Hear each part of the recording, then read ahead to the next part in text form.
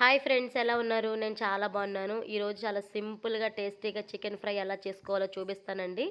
అసలు భలే ఉంటుంది. ఇక్కడైతే కేజీ చికెన్లో నుంచి కొద్దిగా చికెన్ అయితే సైడ్కి పెట్టేసుకున్నానండి. నీట్గా నిమ్మకాయ సాల్ట్ యాడ్ చేసుకుని వాష్ చేసుకుంటే నీసు వాసన అయితే ఉండదండి. ఒక ప్యాన్లోకి ఉప్పు, కొద్దిగా పసుపు, అలాగే కొంచెం ఆయిల్ యాడ్ చేసుకుని చికెన్ అయితే మనం చక్కగా హై ఫ్లేమ్లో పెట్టి ఉడికించుకోవాలండి. ఒక 5 to 10 మినిట్స్. మొక్క అయితే 50% ఉడికిపోద్దండి మనం హై ఫ్లేమ్లో ఉడికించుకున్నప్పుడే. ఇక్కడ చూసారా, వాటర్ అన్నీ కూడా మనకి ఇలా రీబాయిలింగ్ అయిపోతూ ఉంటుంది అనమాట. పక్కన చికెన్ కర్రీకి కూడా వండేస్తున్నానండి. ఇది చికెన్ ఫ్రైకి అనమాట. ఇక్కడ నేనైతే లాస్ట్కి వచ్చింది ఆయిల్ అనేది మనకి ఇలా సపరేట్ అయిపోద్దండి. మనం వేసిన కొంచెం ఆయిల్, వాటర్ అంతా ఇంకిపోయి 5-10 నిమిషాల్లో చికెన్ ఫ్రై అయిపోతుందండి. ఇంకా మా వచ్చిందనమాట. తనతో వీడియో కాల్లో మాట్లాడుతా నేనైతే చికెన్ కర్రీ ప్రిపేర్ చేసి చూపిస్తూ ఉందండి. చికెన్ ఫ్రై అయితే ఇలా చేయమని. ఇక్కడ చూసారా, ఇలా మొత్తం ఆయిల్లో ఫ్రై అయిపోయింది. తనతో వీడియో కాల్లో ఉన్నానమాట. చికెన్ అయితే చక్కగా వాటర్ అంతా ఇంకిపోయిందండి. చూస్తున్నారా, ఇక్కడ మనకు ఒక్క చుక్క కూడా వాటర్ లేవు.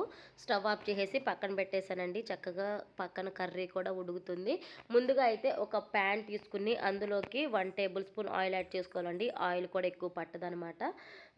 జీలకర్ర, అలాగే ఆనియను, కరివేపాకు, గ్రీన్ చిల్లీ కూడా మనం యాడ్ చేసేసుకోవాలి.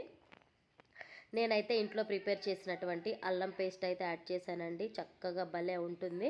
కొద్దిగా ఇంట్లో ఉన్న గరం మసాలా కూడా యాడ్ చేసుకోండి. ఫ్లేవర్తో పాటు టేస్ట్ కూడా బాగుంటుంది. కొద్దిగా పసుపుని యాడ్ చేసుకుని ముందుగా మనం ఫ్రై చేసుకున్నటువంటి చికెన్ కూడా యాడ్ చేసేసుకోవాలండి. చెప్తున్నాను కదా, ఉడికించుకోవడానికి ఒక 10 మినిట్స్ అయితే, ఈ ఫ్రై అవ్వడానికి 7 నిమిషాలు, మొత్తంగా కూడా 15 మినిట్స్లో అయితే మనకి చికెన్ ఫ్రై అయితే అయిపోతుందండి. మొత్తం అల్లం పేస్ట్ అంతా చికెన్కి పట్టేలాగా ఫ్రై చేసేసుకోండి.